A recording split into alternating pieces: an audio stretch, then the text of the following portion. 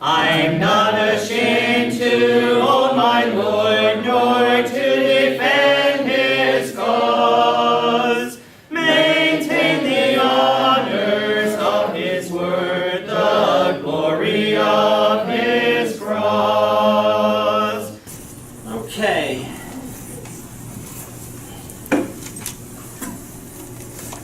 Let everyone come in from the cold.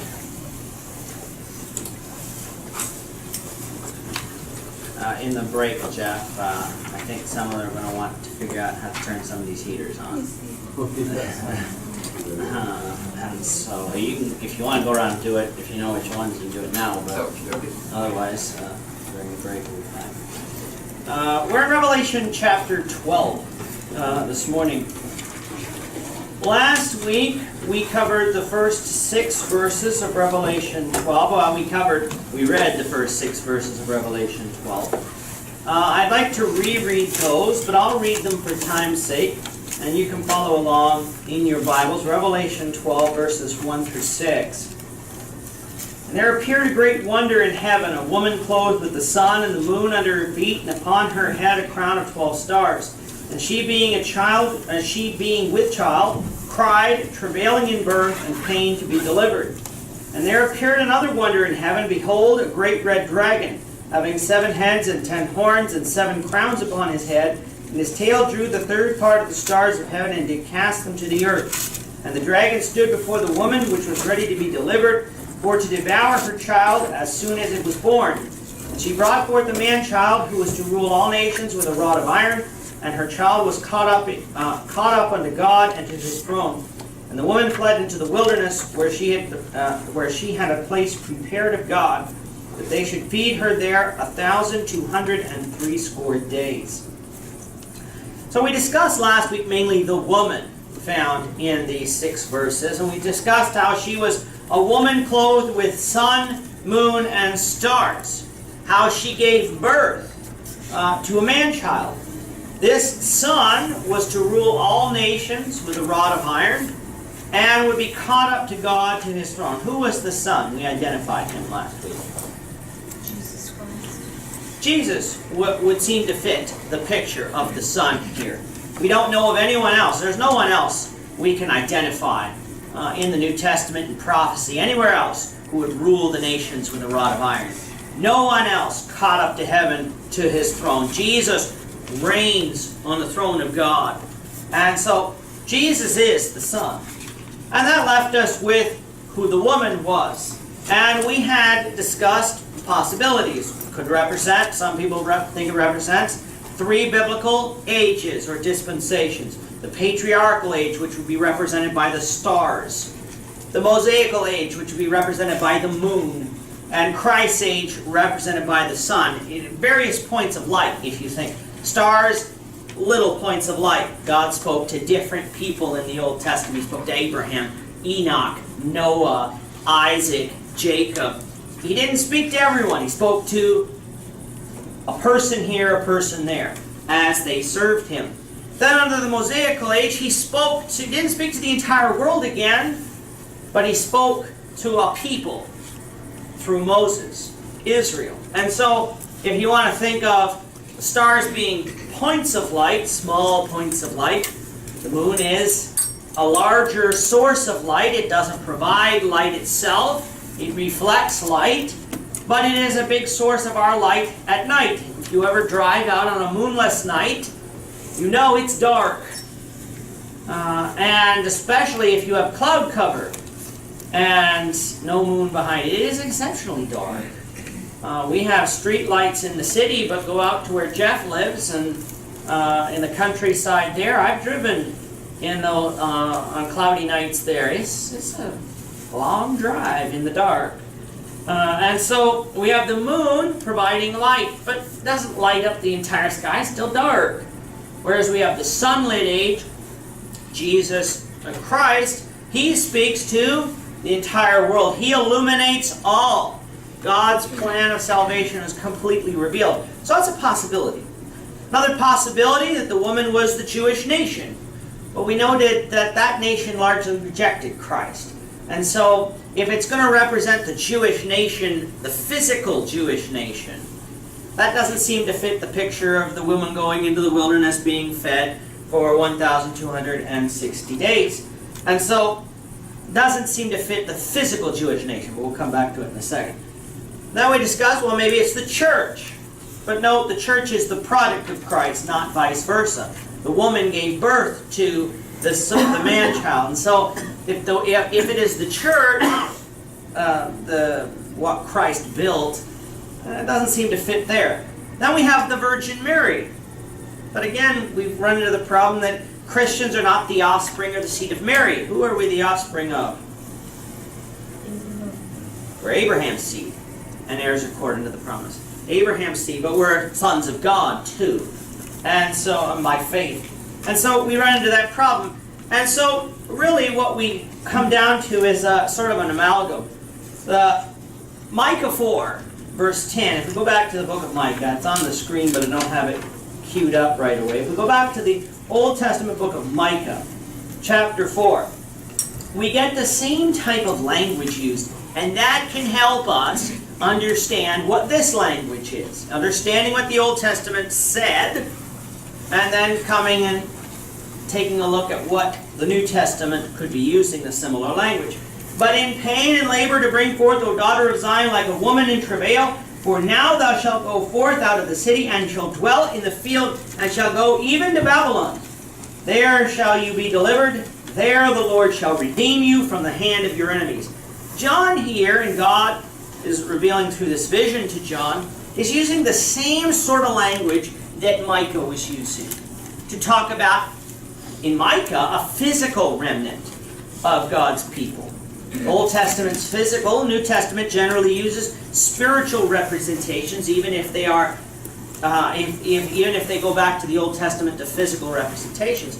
We have spiritual sacrifices versus physical sacrifices, a spiritual temple versus a physical temple. And so, in Revelation, it's quite possible God is using this vision back in Micah of a physical captivity of Israel, talking about the physical remnant being coming back so that Christ could be born, to talk about a spiritual remnant of God's people. It's a slight variation of the three dispensations and the Jewish nation. The Jewish nation wouldn't be the physical Jewish nation. Remember, the New Testament speaks of spiritual Israel too. Spiritual remnant called out of the world.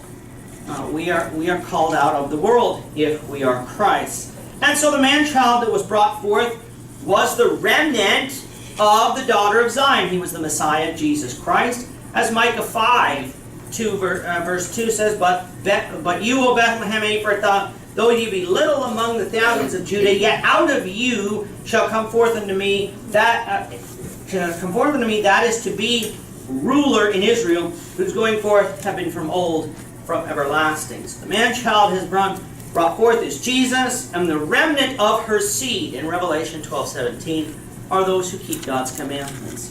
That's precisely what Revelation 12:17 says. We don't have to wonder who the remnant of her seed is. It's those who keep God's commandments, those who have the testimony of Jesus Christ, whether they are Jew or Gentile. That is the woman. Did we have any questions or comments about the woman before we move on to the dragon? Nothing? Okay. So we have the second wonder in heaven. That's the great red dragon. And of course, the red dragon has 7 heads. The number 7 represents, I heard completion somewhere. I think it was Annette. Completion. So he has 7 heads. He is not the partial head of evil. A head has authority, like as far as, or headship we might think, is at the top. This dragon is not a partial head of evil. He is in complete opposition to the Messiah and to Christians. And we discussed that this is the father of sin and evil, which would be the devil. We noted that this dragon had 10 horns. 10 is another perfect number. In other words, power. Horns representing power. And so the devil is powerful. 7 crowns on his head. He is the absolute ruler of evil. And so this is the picture that we got. And we finished last week talking about how with his tail he grabbed and cast 1/3 of the stars of heaven into the earth. And we noted the devil is powerful and cunning and wrathful and angry. If that really happened, that would be a disaster. And that would not be something done by someone who's very happy. Of course, this is speaking in figurative language. He is going to use all things in his power to try to disrupt Christ and to try to get Christians to stop following Christ. He has always done this. He has done this from the beginning. He has done this from the garden. When he tempted Eve to eat of the tree of knowledge of good and evil, he succeeded in getting Eve to question God. Eve ate of the tree and sinned, gave to Adam. He ate and sinned. The devil has had his own agenda from the beginning, and he has never had our best interests in mind. And so that gets us to question 5, which is poorly worded on your question page, but reworded on the screen. For what reason did the dragon stand, or I should say, it was poorly worded on the screen too, before the woman? You gotta watch what you say before saying it. For what reason did the dragon stand before the woman? According to Revelation 12. To devour the child. That's not a very pretty picture to think about. It's to devour the child, to destroy the child, we might say. To kill it.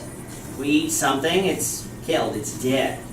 And so the dragon stood ready to devour the woman's child as soon as the child was born. And the devil opposed Christ from the beginning.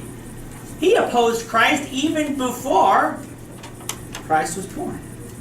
He tried to stop Abraham from becoming a nation. Did this at many points in time, but if you remember back in Exodus chapter 1, let's read verses 8 to 11 and 22. We'll start with Jeff. Why don't you read this slide, and Gloria can get the next slide. Now there arose a new king over Egypt who did not know Joseph. And he said to his people, Behold, the people of Israel are too many and too mighty for us. Come, let us deal shrewdly with them, lest they multiply. And if war breaks out, they join our enemies and fight against us and escape from the land. Therefore they sent taskmasters over them to afflict them with heavy burdens. They built for Pharaoh store cities, Pithom and Ramses. Then Pharaoh commanded all his people, every son that is born to the Hebrews, you shall cast into the Nile, but you shall let every daughter live. All right, so affliction of the children of Israel happened in 2 stages in Exodus chapter 1. There was a king who rose over Pharaoh, or over Egypt, who did not know Joseph. Children of Israel up until that time lived pretty good in the land of Goshen and the land of Egypt.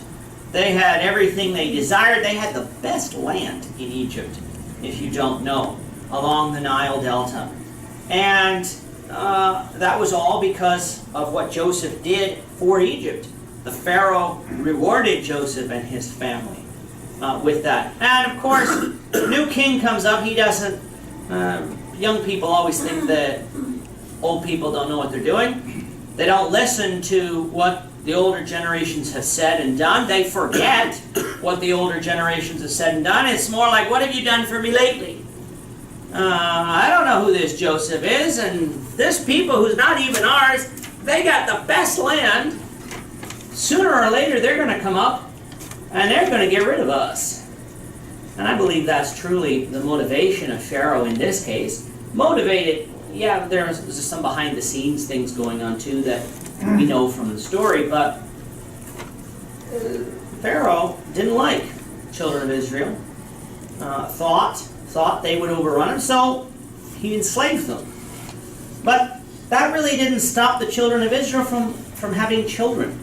You would think, okay, if we get them working all hours of the day, get them doing back-breaking work, they'll come home, they'll barely have time to do anything, they'll go to bed, they'll get up, they'll do it again. Some will die because it's just too hard work, and we'll get rid of them that way. Well, the children of Israel were very fruitful, we'll say, and continued to have children. And so Pharaoh did what he thought he could only do. He said, well, if they're daughters, they can live, but if they're males, they cannot. Why the difference?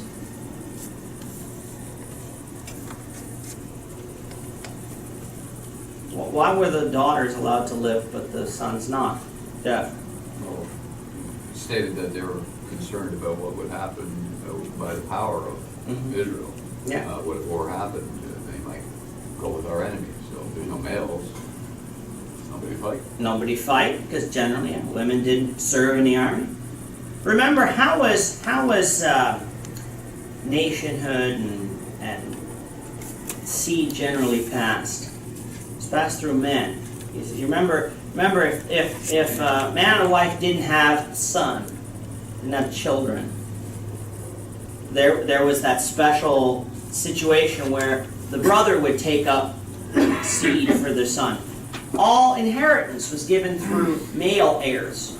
It was very rare that females could inherit at that time. And so, if you had daughters, well, we might take of the daughters of these people and intermarry with them, and then they'll become Egyptians, and eventually the Hebrews will go away. But as long as we have males, they're going to be Hebrews. They're going to be Hebrews, and they're going to continue being Hebrews, and we can't get rid of them. But so it's a combination of two.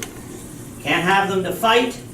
As long as they can't fight, the women aren't going to come to war against us, and we can get rid of seed through males, and we'll just take their daughters. So we have that, the devil trying to stop Abraham from becoming a great nation. If the children of Abraham died out, well, if God's promised Abraham, through your seed all the nations of the world would be blessed, that would end. But he failed. He failed again. He tried again to get Israel to sin and curse God in Numbers chapter 25. We'll come back to Tim and Sandy. Numbers 25 verses 1 to 3. While Israel lived in Shittim, the people began to war with the daughters of Moab. This invited the people to the sacrifice of their gods, and the people ate and bowed down to their gods. So Israel yoked himself to Pharaoh of them, and the temple of the Lord was thundered against Israel. If you get the children of Israel to sin against God, get him angry enough, maybe God would do the devil's work for him and just destroy this people. Of course, God wasn't going to do that. God was going to fulfill his promise. Even the 2 times that he threatened to destroy the people, he wasn't going to destroy Moses. He could fulfill his promise to Abraham through Moses.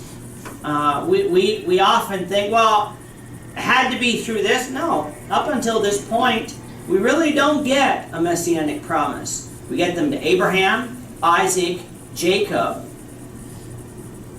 Some might see one to Judah in Genesis 49, but because God was willing to destroy Israel twice, make a great nation of Moses, who was not of the children of Judah, that's why I sort of discount that as a messianic prophecy. We would come to David then in 1 Samuel, and Solomon, and all of his sons through them. But we don't have God willing to destroy Israel outright, to do the devil's work for him.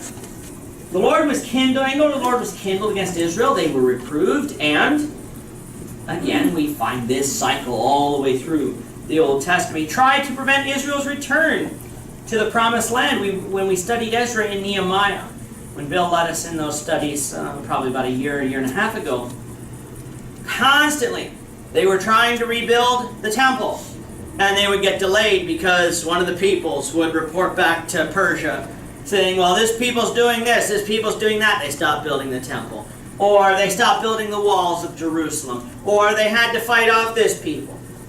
So tried to prevent Israel's return and Israel following God. He even tried to kill Christ as soon as he was born.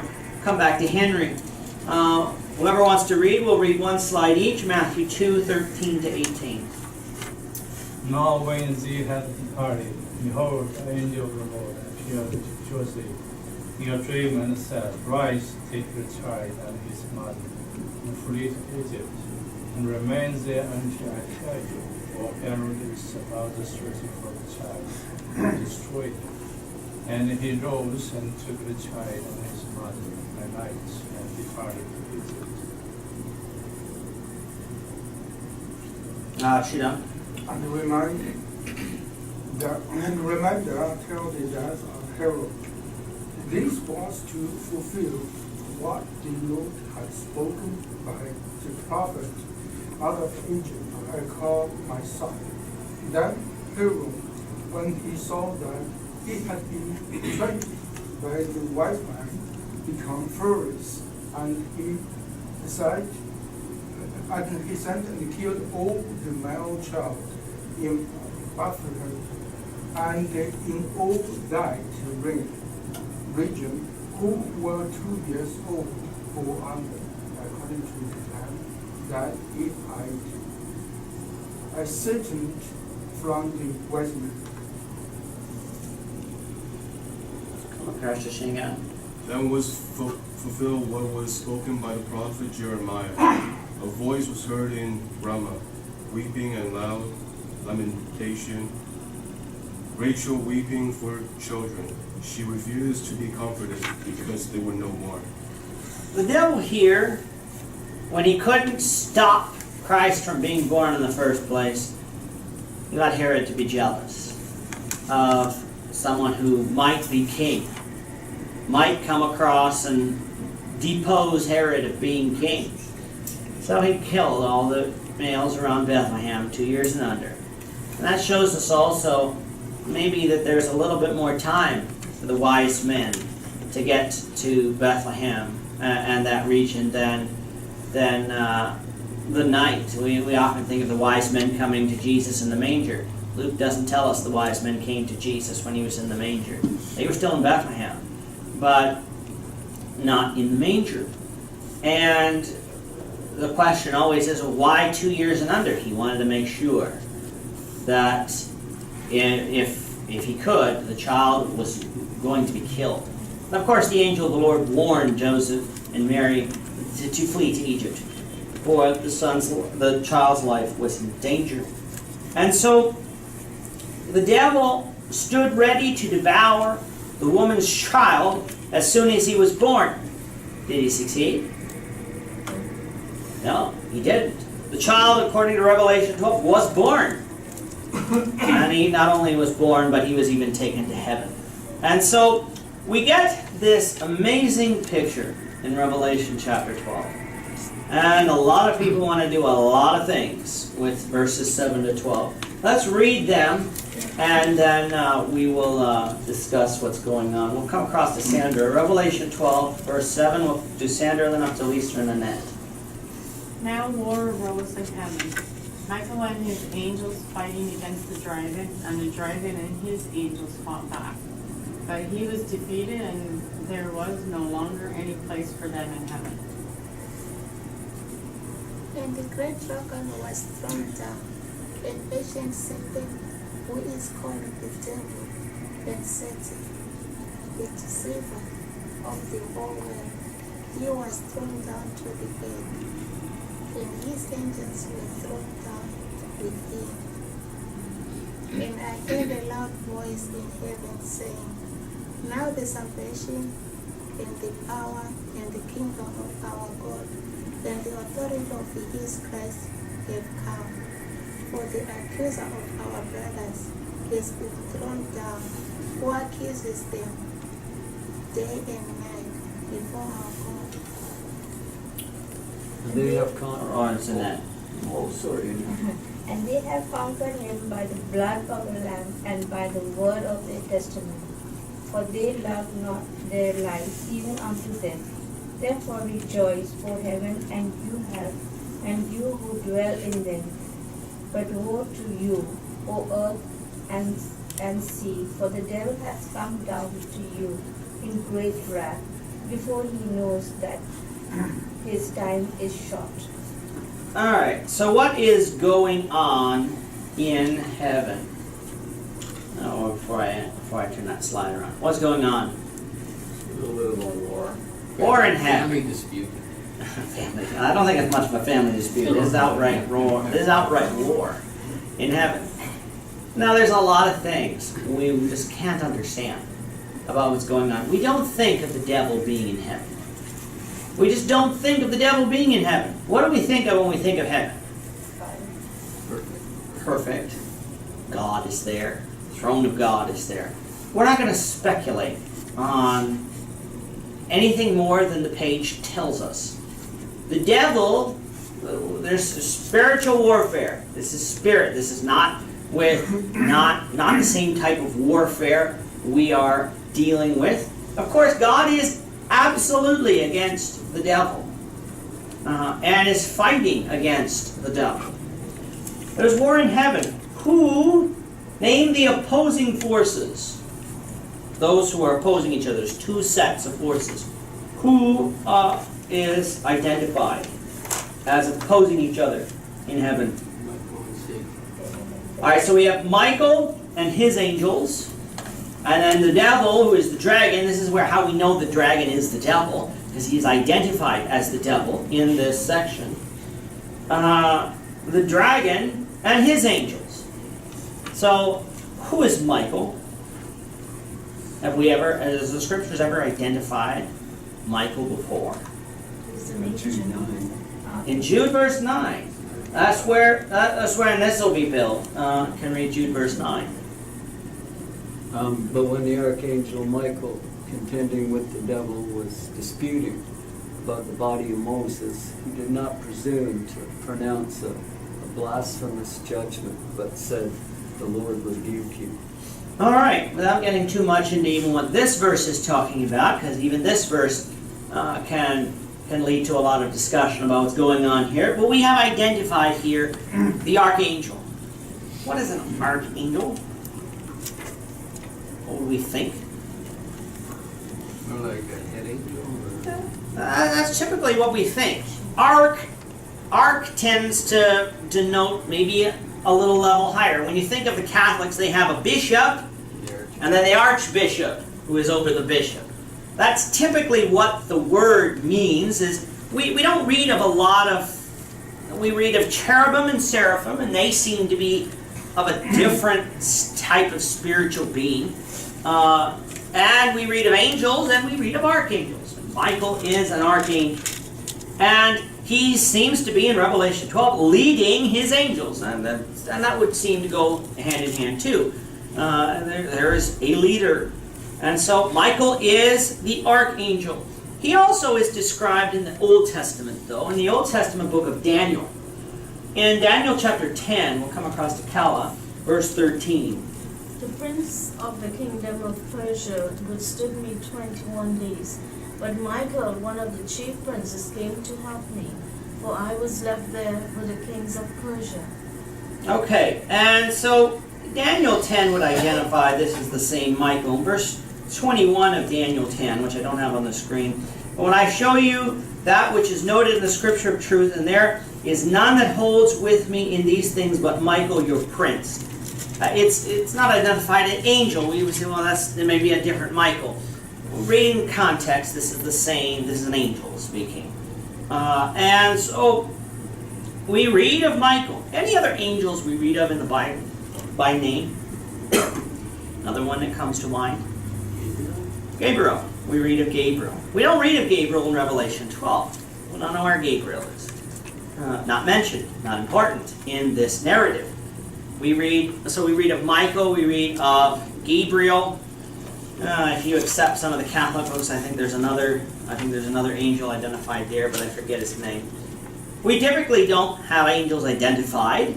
We meet angels in the book of Genesis. If you remember the story of Abraham The three men that come to meet Abraham, if you've been following along in our podcast, we will know that one of those men is God, of three men. The other two are identified later on in the story as angels, but they're not identified by name. We see angels throughout the Old Testament and into the New Testament, but they're not usually identified by name. Here, Michael is identified. And so he is fighting with his angels against the dragon and his angels. What happened to the dragon and his angels? Cast down to earth. They're defeated and cast out of heaven. And a lot of the times people want to come along and make this one of the origin stories of the devil. It is not. It is not one of the origin stories of the devil. They will take a little bit from here, they'll take a little bit from Ezekiel, they'll take a little bit from Isaiah and sort of mesh them all together, and they'll come up with their own story. This is not talking about the origin of the devil. Okay, talking about the devil, where did Lucifer come in as the devil? Well, it's a misinterpretation when we discussed Ezekiel, talking about Lucifer. Lucifer is described, I believe I think it's Ezekiel, as the day star or the morning star. And a lot of people associate that with the devil. But it's identified in that chapter as the king of Babylon. And it's not coming along in the context making that a figure where the king of Babylon is representing somebody else. No, this is a prophecy against the king of Babylon. And so it's just a misinterpretation of another passage in the Bible where we get Lucifer being the devil. Lucifer is not identified. Who's identified as the dragon here? What's his name? Satan is identified. That's one of his names. Satan. We sometimes have it, the devil. Sometimes the adversary, identified as Satan. But typically we refer to the devil as Satan. He is not Lucifer. And so he is defeated in heaven and cast out of heaven. And of course, who is the dragon? We've already mentioned, but who is the dragon of Revelation 12? It's devil, Satan, that old serpent. Devil. Might be good to consider, as far as heaven goes, anywhere, is there any other spots in the scripture where heaven does not always refer to the throne of God? Do you have one? Well, I mean, okay. We just know Okay. Paul refers to the third heaven. Yes. First heaven being the place where the birds fly, second heaven being the universe. Mm-hmm. Could represent the spiritual realm, which we don't see. Right. But also heavens, I believe, have been used as a place of authority. Mm-hmm. So my point being, though, Yeah. if heaven is not necessarily always referred to God's home, God's Mm-hmm. throne, Yeah. we cannot assume No. it Well, has to refer. especially since in Revelation we're going to find the city, which is four square, Right. and we're going to find encamped around the city, and I guess this would represent the spiritual realm. I'm fairly certain. It's just often we think of heaven as heaven, as God's throne, as the place where God, where there's no sin. There's a spiritual realm. There is a realm we just cannot see, being physical. Where is Satan? Like I said, we know there's more to the spiritual realm than just heaven, because the scriptures identify another place. Where is that other place? My point would just be that heaven is never used exclusively. No, I understand. I'm trying to make your Right. point at the same Yeah. time. Where's that other place that we know of that the scriptures do identify in the spiritual realm? But God dwells in a secret place. That's where. That's not what I was going for. But where do the dead go? Hades. Hades. So there's more to the spiritual realm, as Jeff is saying, than just the throne of God and just heaven that we think of. There's more to the spiritual realm than that. And so, yes, I think Jeff's absolutely right. We're not talking that there's fighting amongst the throne of God, and God is being protected by His angels, as if He needed protection from his creation, because angels are his creation. But this I do believe would be the spiritual realm. Bill's giving me a weird face. No, I'm listening to all the different Okay. ideas. Okay. I thought you were giving me a weird face. But this is a spirit. This is in the spiritual realm. We can't see it. This is not a war that we saw. Like as far as the angels didn't come to this earth and fight. We didn't see this war. This is a picture we're given of something that happened. I'm not saying this is something that represents something that never happened. These are all representations of things that happened. And the devil is cast out, where does he roam? He roams this earth.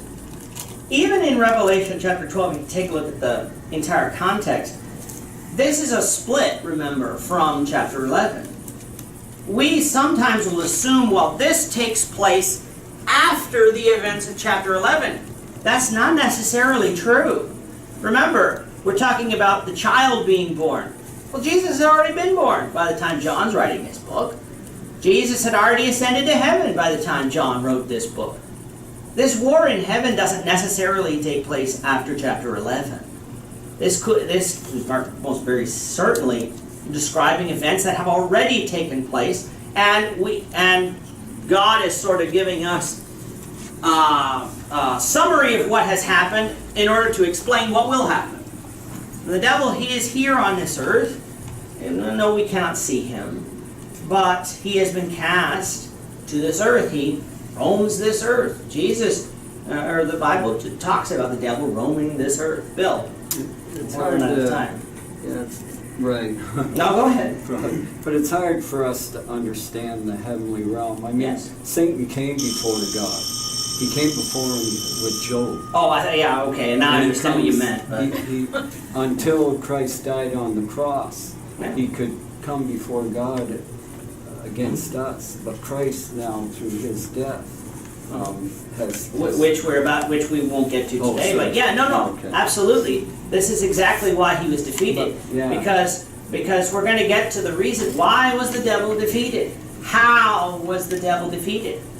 And you're absolutely right that there's a lot about the spiritual realm we do not know. Yeah.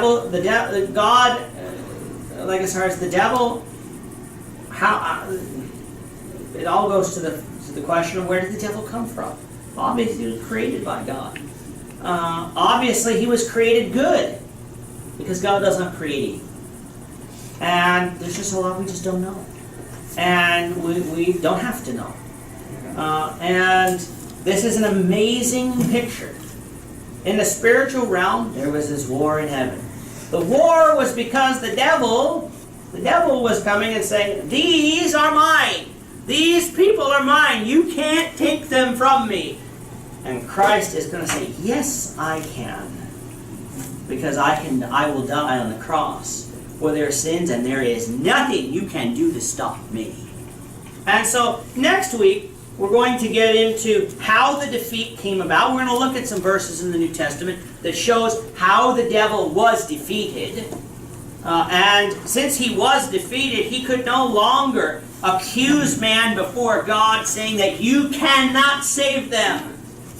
He can no longer do that. And then we'll talk about the voice, what the voice says. And some of the things that go on with that. And I don't know how far we'll get in Revelation 12 next week. There's still a lot of material to cover in this chapter. It's not a quick chapter. There's a lot of stuff going on and room for a lot of discussion. I'm not ashamed to own my Lord.